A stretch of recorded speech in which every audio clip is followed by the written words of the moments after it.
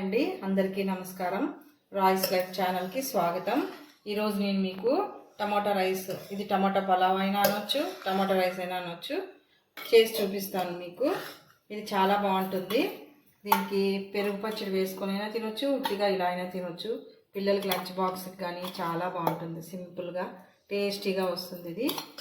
ఈరోజు నేను మీకు ఇది టమాటా రైస్ చేసి చూపిస్తాను. లేట్ చేయకుండా వీడియోలోకి అయితే వెళ్ళిపోదాం. అరగంట ముందు రైస్ నానబెట్టుకున్నాను. దీనికి కావాల్సినవన్నీ కొత్తిమీర, పుదీనా, కరివేపాకు, కొద్దిగా షాజీరా, ఒక 4 లవంగాలు, ఆనియన్స్ చిన్నవి ఒక 4 తీసుకున్నాను, 4 టమోటాలు, పచ్చిమిర్చి 4, ధనియాల పొడి, పసుపు, కారం, ఉప్పు, ఆయిల్. టమాటా రైస్ చేసి చూపిస్తాను ఇప్పుడు మీకు. స్టవ్ ఆన్ చేసి కుక్కర్ పెట్టుకున్నాం. ఇప్పుడు ఇందులో ఆయిల్ వేసుకుందాం.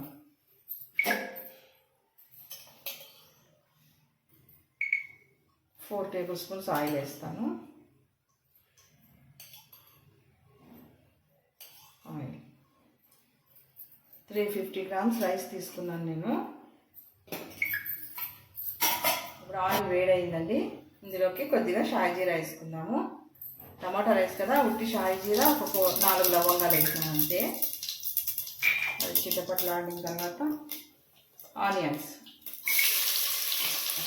ఈ ఆనియన్స్ కొంచెం మగ్గితే సరిపోతుంది. ఎక్కువ ఏమి రోస్ట్ కావాల్సిన పని లేదు. Brown colour.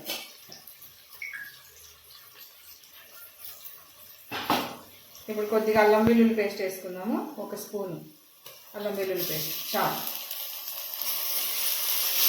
కొద్దిగా కరివేపాకు,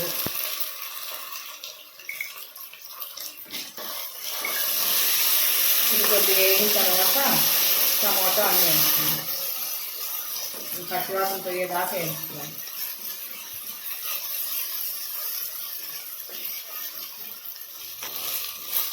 ఇది పచ్చివాసన పోయేదాకా ఇలా కలుపుకుంటూ వేయించుకోవాలండి. ఇప్పుడు దీనిలో టమాటా ముక్కలు వేసేసాము. టమాటా, పచ్చిమిర్చి చిన్నగా కలుపుకుంటే టమాటా బాగా త్వరగా మగ్గిపోతుంది. ఇందులోకే పచ్చిమిర్చి, కొద్దిగా కొత్తిమీర, గుప్పెడు కొత్తిమీర, ఒక గుప్పెడు పుదీనా, ఇవన్నీ వేసుకోవాలి. ఇవన్నీ కొంచెం కలిపి 1 నిమిషం మగ్గిద్దాం. టమాటాలు బాగా గుజ్జు అయిపోవాలి. సాల్ట్ వేసేసి మగ్గిద్దాం. ఒకేసారి రైస్ సరిపడా సాల్ట్ వేసేస్తాను.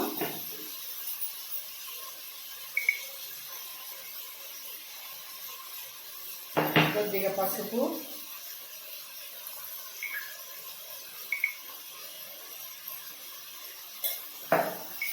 ఇప్పుడు ఈ టమాటాలు బాగా గుజ్జులు చేయదాకా మగ్గిస్తుంది.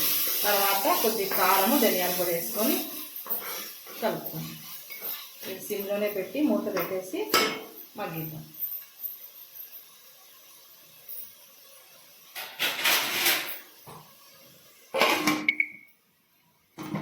మూత తీసి కొంచెం చూద్దాము. ఇదండి, మధ్యలో ఇట్లా మూత తీసి కలుపుతూ ఇట్లా బాగా మగ్గించుకోవాలి టమాటాలు. కొంతమంది టమాటా ప్యూరీ వేసుకొని కూడా చేసుకుంటారు. నేను అట్లా వేయలేదు. ఇట్లా బాగా మగ్గించి ఇప్పుడు ఇందులో కారం, మీ కారానికి సరిపడా కారం వేసుకోండి. కొద్దిగా ధనియాల పొడి, ఒక చిన్న స్పూన్ అంతా ధనియాల పొడి. 1 నిమిషం పాటు అట్లా వేయించేసుకొని రైస్కి సరిపడా వాటర్ వేసుకోండి. కొద్దిగా వేయితే సరిపోతుంది. 1 నిమిషం ఇందులో వాటర్ వేసుకున్నామండి. రైస్కి సరిపడా. రైస్కి దీంతో ఒకటి తీసుకుంటే 1.5 వేస్తాను నేను.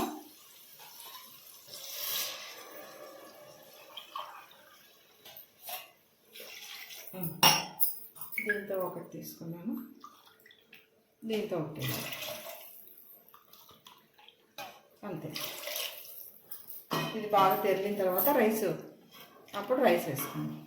వాటర్ బాగా తెరిలిన తర్వాత రైస్ వేసుకున్నాం. చూద్దాము. ఎసురు ఇలా కాలుతుంది కదా. ఇప్పుడు రైస్ వేసుకుందాం.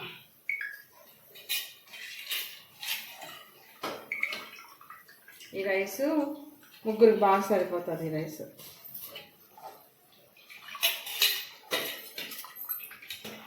రైస్ వేసిన తర్వాత మీడియం ఫ్లేమ్లో 2 విజిల్స్ వచ్చేదాకా పెట్టుకోవాలి. అంతే సరిపోతుంది.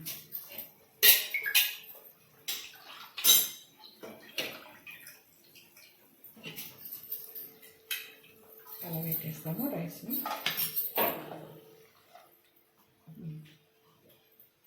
కలిపేసి ఇలాగా రైస్ వేసిన తర్వాత కొద్దిగా ఇట్లా ఒకసారి కలిపేసి మూత పెట్టేసి 2 విజిల్స్ వచ్చేదాకా పెట్టుకుంటాం. విజిల్స్ వచ్చినాక ఒక 15 నిమిషాలు అట్లాగే వదిలేసి ఓపెన్ చేసుకుంటే బాగుంటుంది.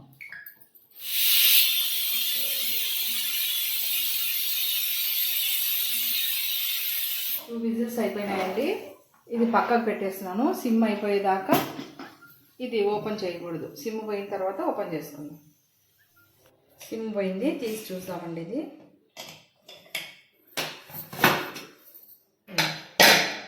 ఇలా